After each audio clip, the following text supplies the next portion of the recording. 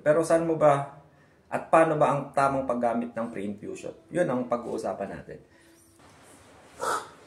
Yo, what's up mga master? Ayan, another day, another topic. Pag-uusapan nga natin ngayon about sa pre-infusion mga boss yun. So, sa mga hindi pa masyadong nakakaintindi ng pre-infusion, mas gusto nyo pang aralin yung pre-infusion master, ayan, para sa inyo yung video na to. No? So, pag-uusapan natin dito master kung saan ginagamit ang pre-infusion, kailan mo gagamitin ang pre-infusion, anong beans yung nababagayan ng pre-infusion, kailan mo tatanggalin ang pre-infusion. Okay, so ito yung pag-uusapan natin ngayon. Mahalaga rin to master. Para sa inyo to. So sa mga gusto, stay tayo pag-usapan natin. Dun sa mga may alam na master, okay lang. Pwede na kayo mag-skip ng video. Okay lang master. So ngayon, pre-infusion. Pre-infusion, ito yung para mas lalo nyong maunawaan, hindi ko na kayo papahirapan pa. Ang pre-infusion, yung stage kung saan binabasa muna natin yung entire coffee bed or yung coffee pack. Then, pagka nababad na yung tubig dun sa coffee pack o dun sa coffee bed, dun na master magsisimula yung extraction. Okay. So, ang silbi master ng pre-infusion is to avoid yung tinatawag na channeling. Okay? Pag nag-channeling kasi yan master, nagkaroon ng uneven extraction, ang mangyayari master, ang magkakaroon siya ng negative effect dun sa lasa ng kape. Lasang sunog, sobrang dry sa lalamunan yung lasa, sobrang tapang niya, yung bitterness niya sobrang taas. So ganyan master. Pwede rin sobrang asim, yun, pwede. So mga negative taste sa coffee, yun ang mangyayari kapag master nagkaroon ng channeling or yung tinatawag na uneven extraction. So yun yung silbi ng pre-infusion. Pero saan mo ba at paano ba ang tamang paggamit ng pre-infusion? Yun ang pag-uusapan natin. So halimbawa master, gumagamit ka ng lighter roast. Pag lighter roast ang ginamit mo, meaning denser. Pag tinawag na denser, mas siksik. So during extraction master, nahihirapan yung tubig pumasok dun sa ground beans bago mag-start yung extraction. Okay? So, kailangan, pag naka-lighter roast ka, master, kailangan mong taasan yung pre-infusion mo. Gawin mo siyang mga 5 to 10. Yung iba nga, ginagawa pa, lumalampas pa sa 10. No? Like my machine, ang machine ko ay, ang pre-infusion niya ay hanggang 30 yung pre-infusion. Taas, di ba? Ang pre-infusion kasi, master, same lang yan sa V60, yung blooming stage. Yung blooming pace, kung tawagin. No? Di ba, sa mga V60, meron tinatawag na blooming stage. So, ganun lang din sa espresso, no? Blooming pace ang tawag sa kanya. Yun. So, same lang yun, no? So, yun nga. Isa pang silbi ng pre-infusion is yung mga gases na natatrap dun sa coffee pack during extraction is nare-release, no?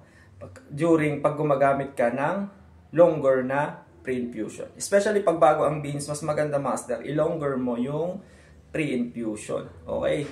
Para yung mga gases na yan na nakaka-apekto dun sa lasa ng magiging kape natin, ma-release. So, paano naman, master, kung gumagamit ka ng medium to dark roast? O, ayan na. Di ba may mga tanong kayo dun sa last ko na post? So, pag ganyan naman, master, ang kailangan mo sa pre-infusion ay mababa lang. Mga 2 to 4, yung pre-infusion mo, yun lang gamitin mo.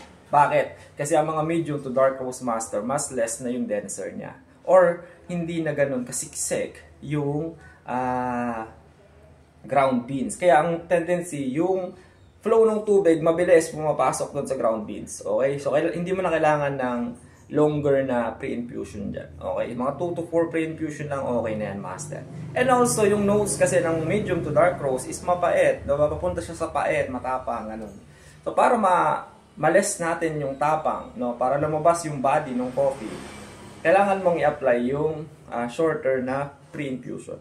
Okay? Kasi, the longer na yung pre-infusion mo, the longer na pinapalabas mong master, yung tapang o yung pait ng kape. Okay?